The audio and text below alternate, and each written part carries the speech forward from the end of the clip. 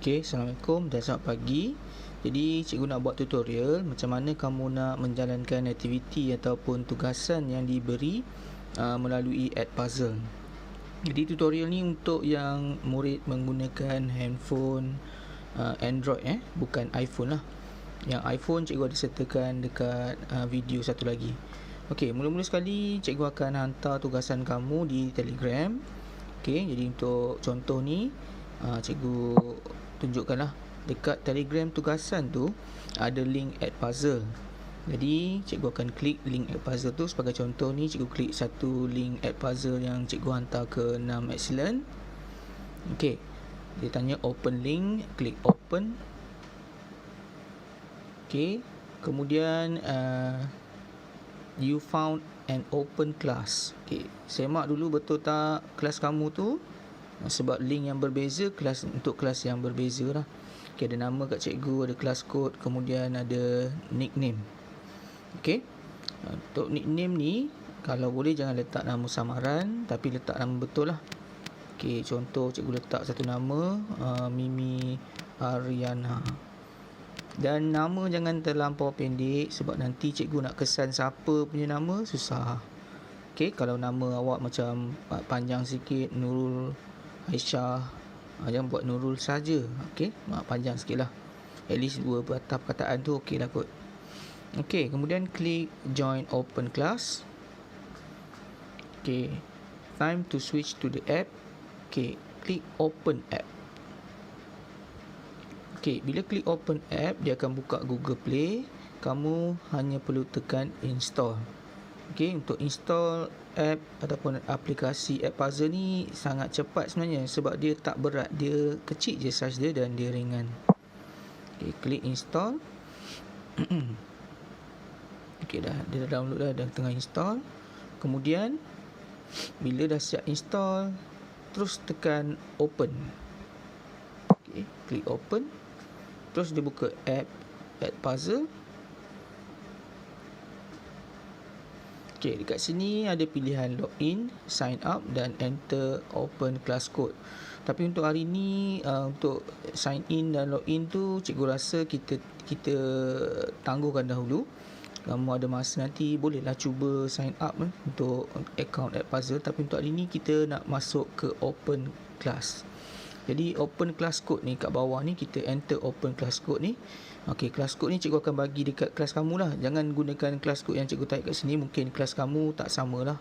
Okey, jadi cikgu akan typekan kelas kod yang cikgu beri pada kamu nanti. Okey, ni contoh saja. Okey, kemudian dah masukkan kelas kod, find class. Okey, dah jumpa dah kelas tu, ialah kelas 6 Excellent contohnya.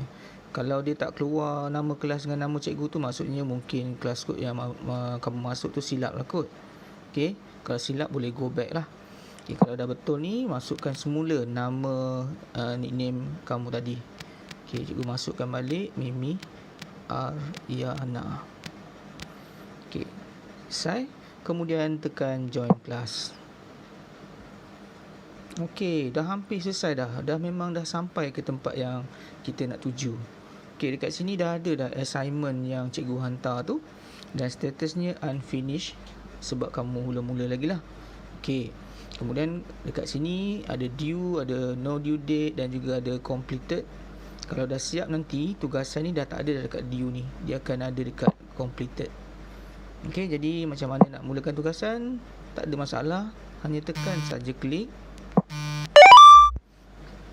Okey, so tugasan daripada Edpuzzle ni dia berbentuk video interaktif. Maksud video interaktif ni, dalam video tersebut mengandungi soalan, sama ada multiple choice, pilihan jawapan, ataupun soalan berbentuk open question, soalan yang subjektif, ataupun soalan ataupun notes, nota yang cikgu boleh sertakan di mana-mana bahagian tertentu dalam soalan.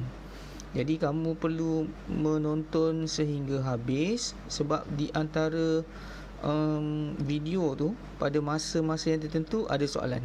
Kalau kamu tengok dekat sini ada 3 soalan cikgu letak. Ni sebagai contoh je, untuk hari ni kita baru nak belajar macam mana nak gunakan Edpuzzle. Jadi video yang simple ni cikgu berikan masih lagi berkaitan dengan tajuk kesiaran kita, dan ada 3 soalan pada minit yang 1 minit 21 saat, 1 minit 43, 2 minit 31. Ini tak apa ni. Yang penting kamu tekan button play. Okay, bila kamu tekan button play, kamu dah terus boleh menjalankan aktiviti. Hanya tonton. Michael pergi ke taman dengan... Kemudian nanti sampai satu masa tertentu akan keluar soalan. Okey, keluar soalan dekat skrin kamu, kamu jawab soalan tu dan terus continue. Sambung lagi video sehinggalah selesai. Berapa bilangan soalan tu sebenarnya bergantung pada berapa bilangan soalan yang cikgu masukkan. Contoh dekat sini, kalau kamu nampak ada 3 titik tu, 3 titik tu ialah tempat di mana soalan akan muncul. Tapi tak perlulah tengok kat situ sebenarnya. Yang perlu kamu fokus pada video, fahamkan apa yang diceritakan dalam video, kemudian soalan tu berkaitan dengan video tu. Okey? Kalau kamu rasa skrin handphone kamu tak cukup besar untuk nak menonton dalam mode macam ni, kamu boleh tekan butang segi 4, butang ikon yang ketiga tu. Okey, dia akan jadikan dia besar. Tapi kamu kena pusingkan phone kamu secara melintang lah. Kamu dapat dengan yang lebih besar lah. Okey, dan terus menonton sehinggalah tamat. Okey, kemudian cikgu tahu kamu dah selesai menonton sebab cikgu dapat melihat pada gradebook untuk setiap kelas. Setiap kelas, setiap murid akan dinyatakan percentage video yang telah ditonton dan markah berdasarkan soalan kuis yang telah dijawab. Okey, jadi untuk hari ni kita belajar sains, kita belajar benda yang baru, kita cuba, okey, supaya kita taklah ketinggalan. Kita tahu setiap hari kita belajar benda yang baru. Di samping kita belajar sains, kita juga tahu tentang pendigitalan. Okey, sebab norma baru ni kita kena tahulah banyak benda. Kalau kita tak cuba, takut nanti kita ketinggalan. At least kita dah cuba. Kalau tak sesuai, tak boleh nak lakukan, cikgu akan beri dengan kaedah yang lain. Okey, cikgu harap kamu semua faham dan selamat belajar.